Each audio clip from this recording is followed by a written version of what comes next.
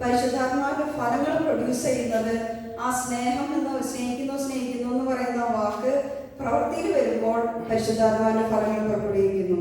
Price the Lord. 1 കൊരിന്ത്യർ 13:7 വചനം പറയുന്നു, സ്നേഹം സകലതും സഹിക്കുന്നു, സകലതും വിശ്വസിക്കുന്നു, സകലതും പ്രത്യാശിക്കുന്നു, സകലത്തെയും അതിജീവിക്കുന്നു. നമുക്കൊന്നായിട്ട് പറയാം. 1 കൊരിന്ത്യർ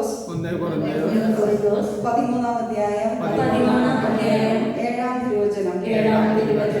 സ്നേഹം സകലതും സഹിക്കുന്നു, സകലതും വിശ്വസിക്കുന്നു, സകലതും പ്രത്യാശിക്കുന്നു, സകലത്തെയും അതിജീവിക്കുന്നു. ഈ ഒരു അവസരത്തില് എൻ്റെ ഒരു കുഞ്ഞ് ടെസ്റ്റിമണി ഞാൻ ഷെയർ ചെയ്യാണ്.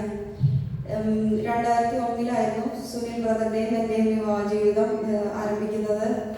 ഞാൻ പ്രാർത്ഥിച്ചപ്പോൾ, നമ്മളെല്ലാവരും ഒരു ജീവിത പങ്കാളിക്ക് വേണ്ടി പ്രാർത്ഥിക്കുമല്ലോ. പ്രാർത്ഥിച്ചപ്പോൾ ഞാൻ പ്രാർത്ഥിച്ചത് 2 കാര്യമായിരുന്നു.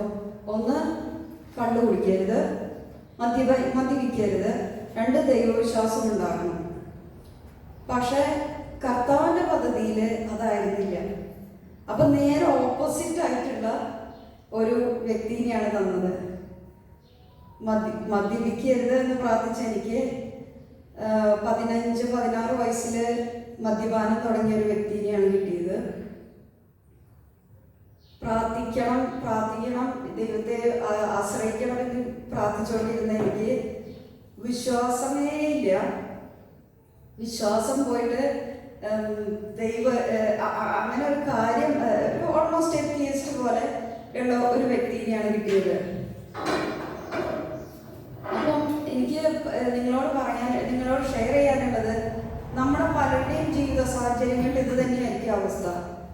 നമ്മൾ പ്രാർത്ഥിക്കുന്നത് ഒരു കാര്യത്തിനായിരിക്കും, പക്ഷെ അത് കിട്ടിക്കൊള്ളണമെന്നില്ല. പക്ഷെ നിങ്ങൾ അതിൽ നിരാശപ്പെടരുത്. നിങ്ങൾക്ക് ചെയ്യാനുള്ളത് ഇത്രയുള്ളൂ, വിശ്വസിച്ചുകൊണ്ടേയിരിക്കുക, ദൈവത്തിന്റെ സമയത്തിന് വേണ്ടി കാത്തിരിക്കുക. Price the Lord. കാരണം വചനം പറയുന്നുണ്ട്, യെശയ്യാ 55:8 വചനം പറയുന്നുണ്ട്, കർത്താവ് അരുളി ചെയ്യുന്നു, എൻ്റെ ചിന്തകൾ നിങ്ങളുടേതുപോലെയല്ല, നിങ്ങളുടെ വഴികൾ എൻ്റേതുപോലെയുമല്ല. ആകാശം ഭൂമിയേക്കാൾ ഉയർന്നു നിൽക്കുന്നു, എൻ്റെ വഴികളും ചിന്തകളും നിങ്ങളുടേതിനേക്കാൾ ഉന്നതമെത്രേ. Praise the lord. നമുക്ക് ഒന്നേക്ക് പറയാം. യെശയ്യാ 55:8 കർത്താവ് അരുളി ചെയ്യുന്നു, എൻ്റെ ചിന്തകൾ നിങ്ങളുടേതുപോലെയല്ല, നിങ്ങളുടെ വഴികൾ എന്റേതുപോലെയുമല്ല. ആകാശം ഭൂമിയേക്കാൾ ഉയർന്നു നിൽക്കുന്നു, എന്റെ വഴികളും ചിന്തകളും നിങ്ങളുടെ ഇതിനേക്കാൾ ഉന്നതമെത്രേ.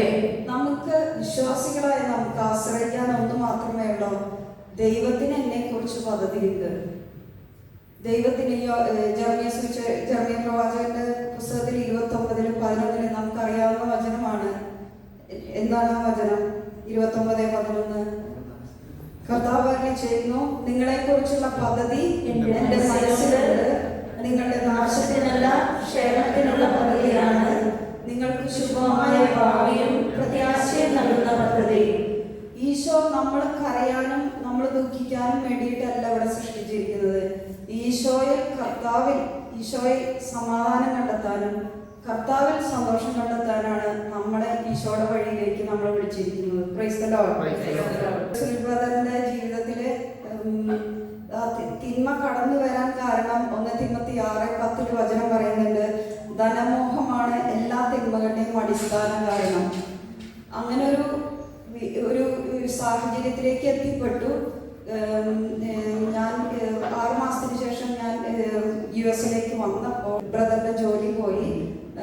പിന്നെ ഒരു ഐറിഷ് പാർട്ട്ണറായിട്ട് ബിസിനസ് തുടങ്ങി. അത് ഒത്തിരി സക്സസ്ഫുൾ ആയി, ഒത്തിരി പൈസ ഉണ്ടാക്കി. അപ്പം ആ സമയത്താണ് ബാർ ബിസിനസ്സിൽ ഇൻവെസ്റ്റ് ചെയ്യുന്നത്. അപ്പം ബാർ ബിസിനസ്സിൽ ഇൻവെസ്റ്റ് ചെയ്യുമ്പോൾ ഒത്തിരി കൂട്ടുകാർ വരും. അതിൻ്റെ കൂടെ ഒരുപാട് തിന്മകൾ, അതാണ് ധനമോഹം. എല്ലാ തിന്മകൾ ഒന്നിനു പിറകെ ഒന്നായി പല തിന്മകൾ കൂടി ചേർന്ന് വരാൻ തുടങ്ങി. നാട്ടിൽ 3 ബാറ്, ഷിക്കാഗോയിൽ 1 ബാറ്. ഞാൻ സുനിൽ സാക്ഷ്യം പറയുന്നില്ല, ഞാൻ എൻ്റെ ഒരു പെർസ്പെക്റ്റീവിൽ ഞാൻ പറയാം. ആ സമയങ്ങളിൽ നാട്ടിലേക്ക് പോകുമ്പോഴെല്ലാം മദ്യക്കുപ്പികളാണ് പെട്ടിയിൽ നിറച്ചുകൊണ്ട് പോവാറ്. കുടുംബമുണ്ടോ എന്ന് ചോദിച്ചാൽ കുടുംബമുണ്ട്, പക്ഷേ ഒത്തിരി കൂട്ടുകാരായിരുന്നു അതിലുപരി. കുടുംബത്തിൻ്റെ ആ ഒരു സ്നേഹത്തിനെയും കെയറിനേക്കാളും കൂടുതൽ കൂട്ടുകാർക്കായിരുന്നു പ്രിഫറൻസ്. പള്ളിക്ക് പോകാറില്ല, പള്ളിയിൽ പോകാൻ ആരും അങ്ങനെ ഗൈഡ് ചെയ്തിട്ടില്ല. അങ്ങനെ ഒരു വിശ്വാസ ജീവിതമില്ല. ഒത്തിരി യാത്രകൾ ചെയ്യും, ടൂറുകൾ പോകും, കൂട്ടുകാരുണ്ട്, ക്ലബിൽ പോകും. അപ്പം അങ്ങനത്തെ ഒരു ജീവിത ശൈലിയിലായിട്ടാണ് മുന്നോട്ട് പോയത്. അപ്പം ഞാൻ പ്രാർത്ഥിച്ച പ്രാർത്ഥനകൾക്ക് നേരെ ഓപ്പോസിറ്റ് ആയിട്ടുള്ള ഒരു സാഹചര്യത്തിലൂടെ കടന്നു പോയപ്പോൾ ഞാൻ വിചാരിച്ചത് ഒരു 5 വർഷത്തിൻ്റെ ഉള്ളിൽ ഡൈവോഴ്സ് ആകും.